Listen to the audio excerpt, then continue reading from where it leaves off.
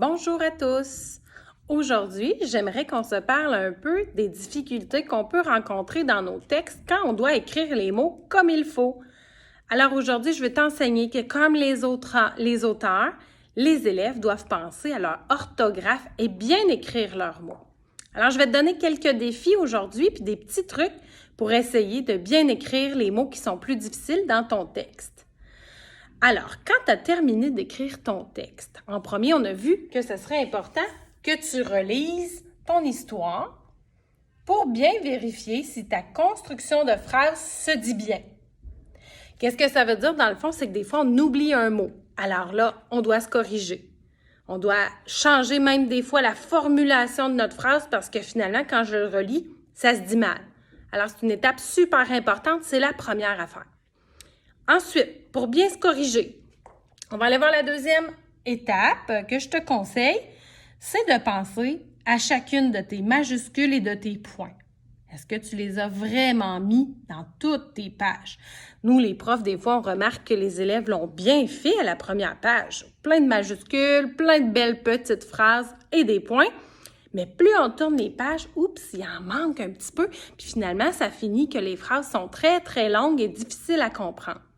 Alors, prends bien soin sur chaque page d'aller vérifier si tes phrases ont une majuscule et un point. Ensuite, tu dois penser au mur des mots que tu as appris cette année. Ils sont certainement dans ta pochette d'auteur. Des mots du mur, ce sont des mots qui sont très fréquents, mais qu'on doit vraiment apprendre par cœur. Exemple, le mot « très », le mot « je suis allé », le mot « souvent »,« depuis », déjà, ce sont tous des mots qu'on a appris cette année qui se retrouvent sur le mur à l'école. Alors ceux-là, je t'invite vraiment à les vérifier parce qu'ils doivent être tous réussis, ces mots-là. On s'attend à ce que tu les connaisses. Ensuite, quand tu as tout vérifié ça sur chaque page, ça prend du temps, là. Il faut vraiment que tu regardes bien. Tu tombes à l'autre étape. Tu reviens voir ici. L'autre étape, les accords. Alors, les accords, c'est comme qu'est-ce que tu vois ici. Chaque fois que tu avais un déterminant au pluriel, tu t'assures que le nom qui suit a bien le pluriel aussi. Il y a également des mots féminins, comme exemple une fleur ou plutôt une petite fleur. Tu devrais penser à aller mettre ton mot petite au féminin. Finalement, tu as tout fini ça, tu es rendu à aller rechercher des mots. Ceux qui ont des petits dictionnaires à la maison ou encore des livres, tu peux aller trouver quelques mots. Exemple que tu chercherais le mot piscine, tu peux le retrouver dans un petit dictionnaire et aller l'écrire comme il faut. Maintenant, je te montre un autre conseil. Quand on est bien mal pris, on est en train d'écrire et on ne sait pas du tout comment ça peut bien s'écrire ce mot difficile-là.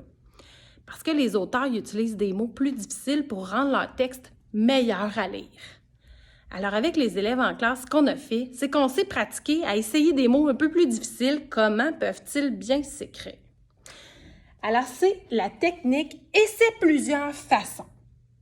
Alors, aujourd'hui, j'ai demandé aux élèves de la classe, essayez les copains de m'écrire le mot « magnifique ». Alors, j'ai vu des amis écrire « magnifique »,« magnifique » et « magnifique ». C'est vrai que ça se ressemble. Mais quand je réfléchis aux mots, les amis se sont rendus compte que c'était pas le mot manie, mais bien manie.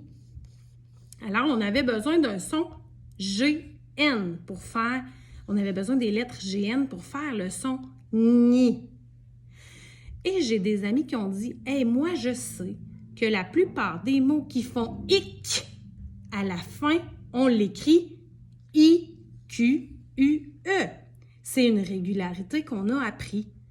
Alors, les copains, plusieurs, ont trouvé que magnifique s'écrivait de cette façon en l'essayant sur plusieurs façons. Je vais te montrer aussi la feuille d'un de mes élèves aujourd'hui parce qu'on s'est entraîné. Je les ai mis au défi d'écrire le mot « frétille » parce que dans une histoire de mes copains, l'élève s'en allait à la pêche et tout à coup, la ligne de sa canne à pêche frétille. Il y avait écrit bouge, mais on s'est dit que ça serait plus beau d'écrire frétille. Alors voici des façons d'écrire frétille, juste ici. Frétille. Et il avait aussi essayé frétille. Alors là, mon élève a dit « Ouais, mais le son « i », je le connais, c'est comme le mot « fille ». Alors, ça prend 2 L. Il a entouré son mot frétille. Le mot magnifique, je t'en ai parlé. Et finalement, on a mis au défi les élèves d'écrire le mot embarcation. Alors, j'ai un élève ici qui a essayé embarcation et embarcation. Presque pareil, mais il y a un N et ici un M. Alors, si tu veux l'essayer toi aussi, le mot embarcation, tu peux le faire ou même penser à plusieurs mots que tu trouves plus difficiles. Mais dans le mot embarcation, il faut que tu penses que le B est là. Donc, tu dois mettre un EM et que le son sion à la fin d'un mot, ça s'écrit. Ouh, je vais t'étourdir. Le son sion à la fin des mots, c'est un T-I-O-N. La plupart des fois, quand on entend sion à la fin d'un mot, T-I-O-N. Alors, c'est un petit truc que je te donne aujourd'hui. Je vais te remontrer l'affiche une dernière fois. Quand on a tout terminé, la partie la plus difficile commence, corriger, ça prend du courage. On se relie, majuscule et points, le mur des mots, les accords, la recherche de mots et on peut, en tout temps, quand on écrit un texte, essayer plusieurs façons d'écrire. J'espère que vos textes avancent bien et n'oubliez pas que quand il est terminé, qu'est-ce qu'on doit faire? Après s'être corrigé, eh bien, on en recommence un autre. J'ai des élèves qui sont rendus à leur 3e texte. Alors, bon travail! Bye bye!